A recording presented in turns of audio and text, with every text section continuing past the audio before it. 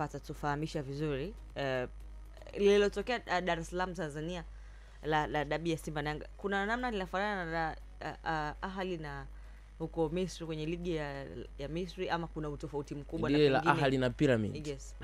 Ahali na Zamalek, so Pyramid. Yes.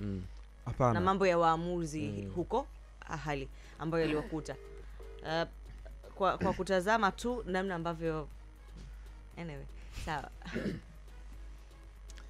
Nafikiri ni sura tofauti, sura mbili tofauti kabisa.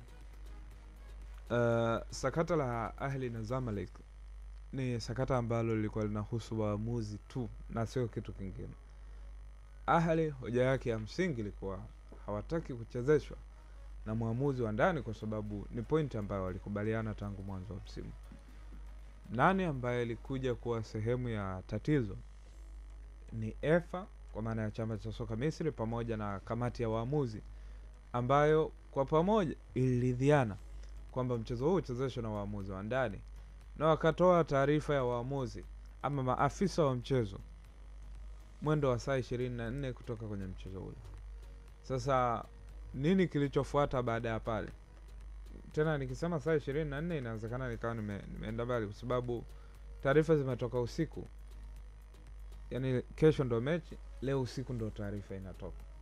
Hakukuwa na muda mwingi wa kufanya proper negotiation kuhusiana na kile kilichotokea. Ndio maana hata baada ya hukumu ile kutolewa, bado Ahli alivyokata rufaa zake huko, 90% ya rufaa zake zilifanikiwa. Sehemu moja tu ambayo Ahli alikubaliana nayo ni kwamba sisi tunakateni mechi na Zamalek kwa sababu hakutakuwa na muda mwingine tena wa kuendelea kucheza baada ya msimu kumalizika, na hasa ukizingatia kwamba kwenye ratiba Ahli alikuwa na Club World Cup. Sasa kwa mazingira haya yaliyokuwepo, nafikiri ni tofauti kwa sababu kule aliyesusia mchezo ni club, huku aliyeahirisha mchezo ni bodi ya ligi. Aliyefanya mchezo usichezwe huku ni bodi ya ligi, kule aliyefanya mchezo usichezwe ni club, tena kufuatia zile negotiation ambazo walizifanya mwanzoni mwa msimu. Kwa hiyo ni masakata mawili tofauti na watu hata hawapaswi kuweza kuyachangia kwa pamoja.